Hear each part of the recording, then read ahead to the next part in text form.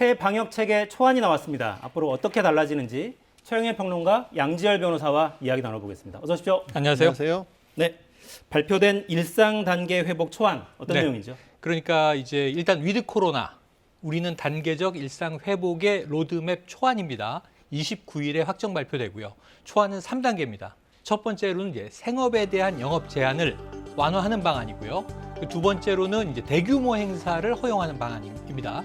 세 번째는 이제 사적 모임 인원 제한이 있었는데요. 백신 패스를 어떻게 도입해서 이것을 풀어나갈 것인가.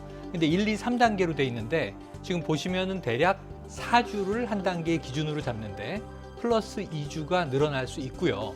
그리고 그냥 되는 게 아니라 자동으로 시간이 흐르만 가는 게 아니라 여러 가지 확진자 상황이라든가 특히 의료 대응 체계의 여유가 40% 정도 여유가 있을 때, 그리고 이제 감염 재생산 지수 여러 가지를 함께 복합적으로 따져서 단계로의 이행을 정하게 됩니다. 네. 전제 조건은 역시 백신이에요. 백신을 맞은 분들을 우선으로 그러니까 준다는 거죠. 그러니까 지금 뭐 이미 그런 얘기 했지 않습니까? 우리가 투명 인간이 됐다. 그 사람 숫자는 뺀다라는 거 아니겠습니까? 지금 영업시간 제한 해제를 하면서도 이대에 더 이상 또 일정 거리를 두고 아니면 업소당 몇 명 이하를 못 받는다, 몇 명 못 모인다 이렇게 제한을 두고 있는데 백신을 접종한 분들에 대해서는 그런 식으로 여전히 이제 계속 빼겠다라는 것이고요.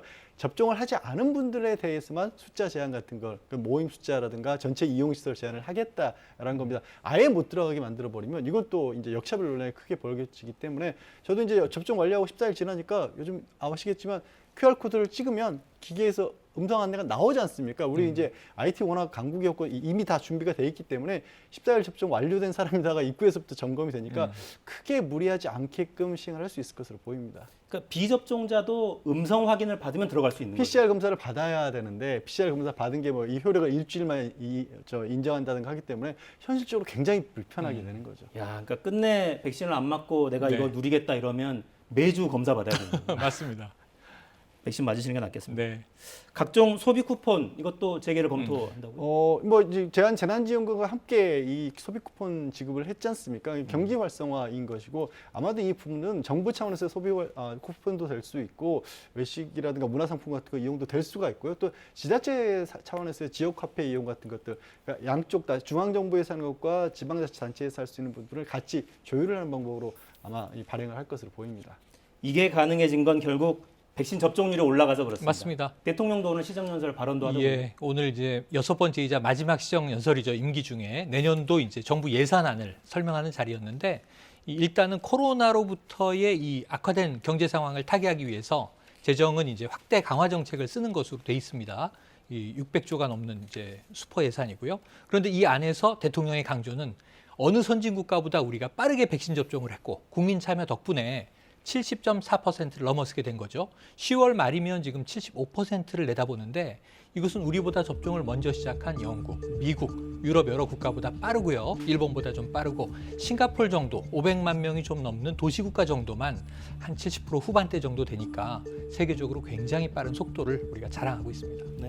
백신 확보가 좀 늦어진다고 그렇게 말들이 걱정을 많았는데 했었죠. 빨리빨리 민족의 승리네요. 네. 네. 다른 나라 상황도 좀 볼까요? 영국은 7월 말부터 일상 회복 이미 시작했죠. 네. 지금 상황 영상으로 보겠습니다.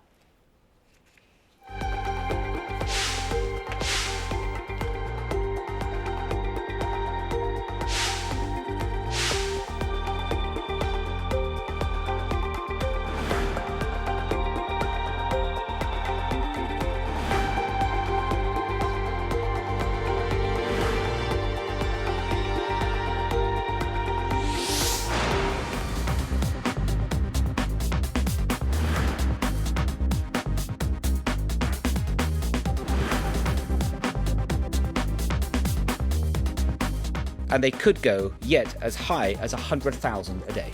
We're also seeing greater pressure on the NHS. Across the UK, we're now approaching 1,000 hospitalisations per day.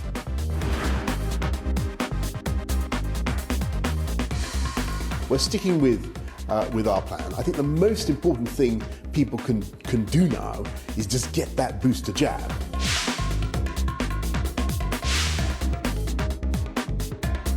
Because obviously not everyone wants to be locked up indoors, like we've got used to going back out again. The NHS Federation are warning the government that they're going to be hitting crisis and that they need them to intervene and introduce stricter measures, and the government are ignoring them. 네, 그러니까 여전히 백신을 안 맞는 분들도 계시고 맞아도 일부는 돌파 감염이 되기도 네. 하고. 그러니까 영국은 오늘도 1,190명이 확진이 됐군요.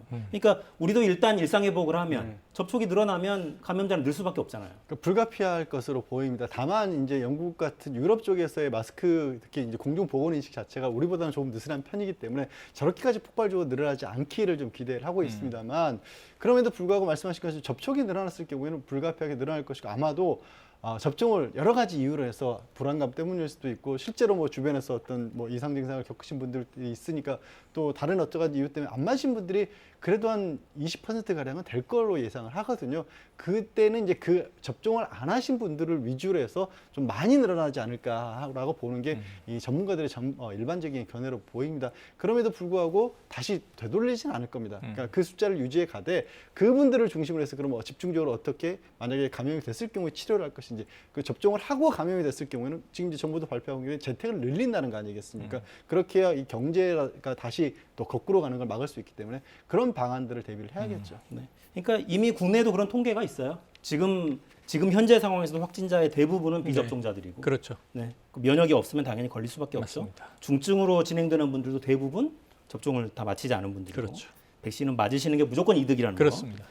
거. 추가 접종도 시작이 됐네요, 오늘부터. 네, 추가 접종 75세 이상 고령자부터 시작이 됐고요. 4월 1일부터 이제 백신을 맞았던 기준입니다. 그리고 앞으로 65세 이상 고령자와 요양시설 거주자 맞게 되고요.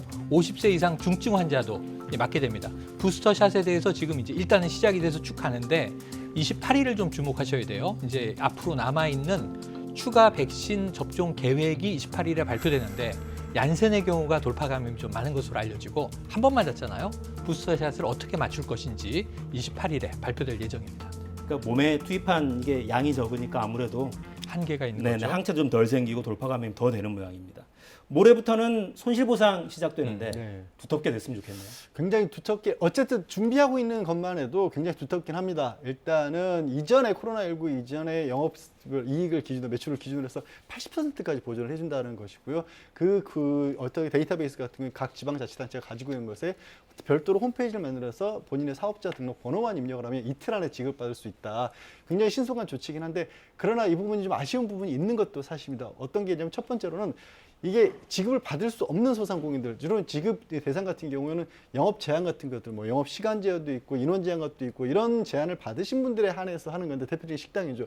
그렇지 않은 업종이라고 할지라도 지난 코로나19에 어떻게 보면 경제 전반적으로 단계 수가 강화되면서 일반 업종들도 아예 다니는 고객 자체가 줄어들었어요. 그럼요. 그분들 같은 경우도 그 정부에서 직접적으로 제한을 하지 않았지만 우리도 역시 굉장히 큰 손해를 입었다라는 건 그건 사실이지 않습니까? 그분들은 어떻게 할 것이냐.